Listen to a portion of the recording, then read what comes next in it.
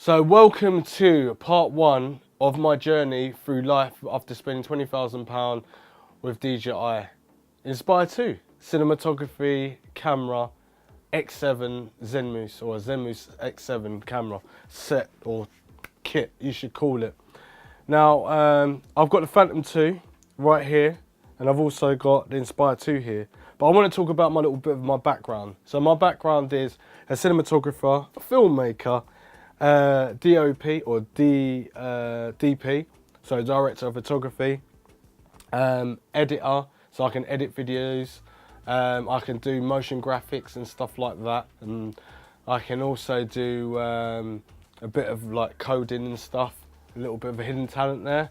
And the main thing is that I've got an eye to make things look very creative and different from what other perspective of people's minds that I've got. So what that means is that it's a bit like Marvel and DC, that you have to be very creative and dream up these things to make sure that people will obviously stick to it and think, wow, that's some good content. So this is what I'm going to be producing on the channel. So I'm going to be showing you how to get those cinematic film looks, how to use the camera gear that you've got to kind of get that, and why, talk a bit about why I spent over £20,000 to get into the film industry, and why am I doing a documentation of all of this, and why am I helping people. But let's talk about the story. So 5 or 6 years ago, it started off with my girlfriend's brother. At Christmas, he knew I liked little bits of technology and stuff like that.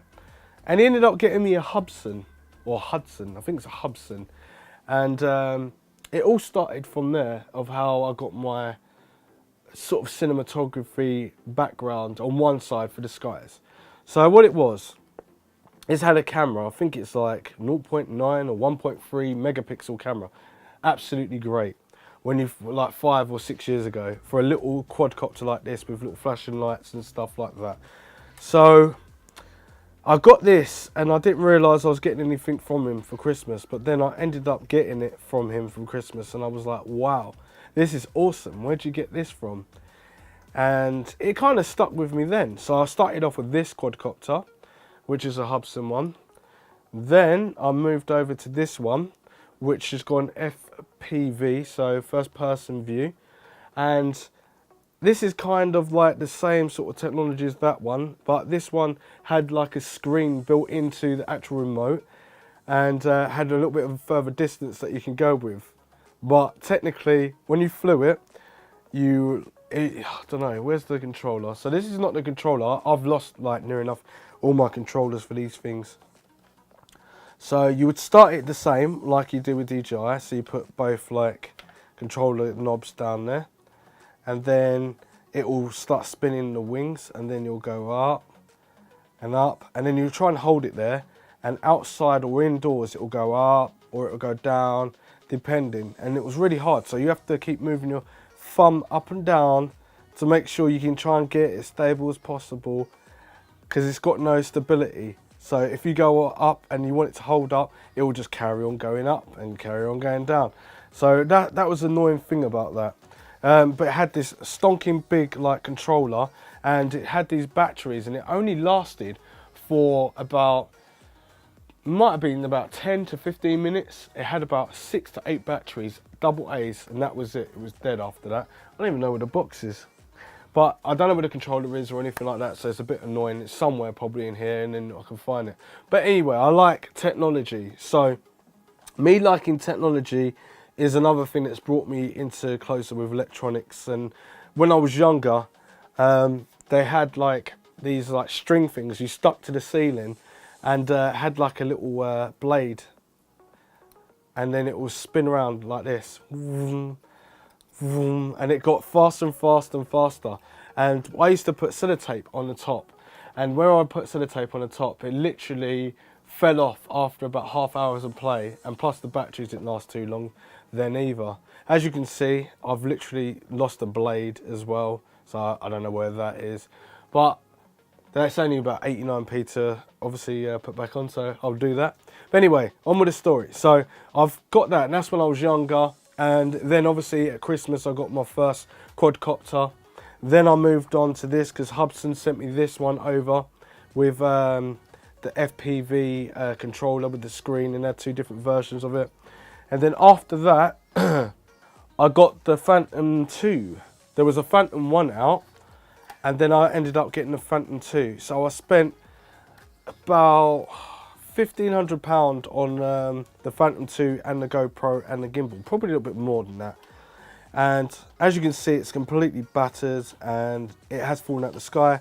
And this was with the Hero 3 Black Edition. So back then, that was high quality camera footage in the sky. That was consumer level and not obviously pro level. And then it had the gimbal to keep it stable and everything like that. And yeah, I had loads of fun with it. And this was 5 years ago from today. So you count back 5 years ago from today. That's how long I've been flying quadcopters for.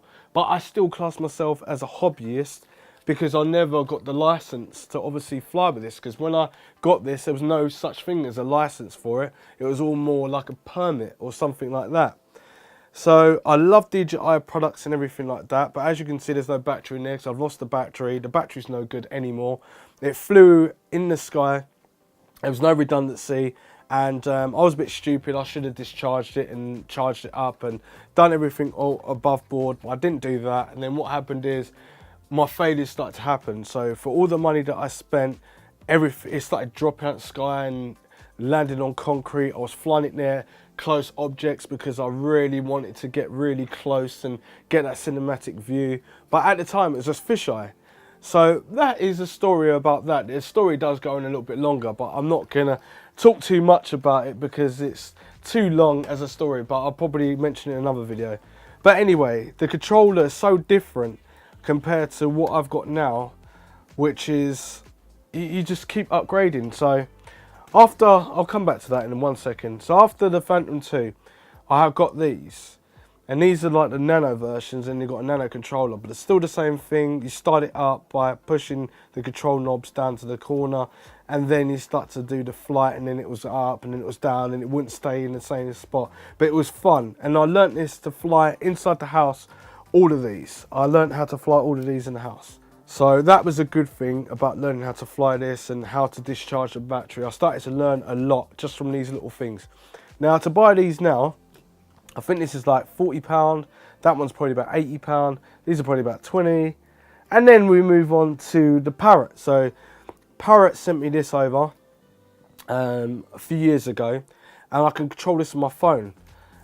So it hasn't got as much stability as the DJI Phantom 2, but it has got more stability than what this has. It's got the stability right there. So basically, if it feels that it's getting too much close to the ground, it will keep to the level that it needs to. So basically, this is a smaller version of what this is. And Parrot was nice enough to send this over, and then it kind of like made me more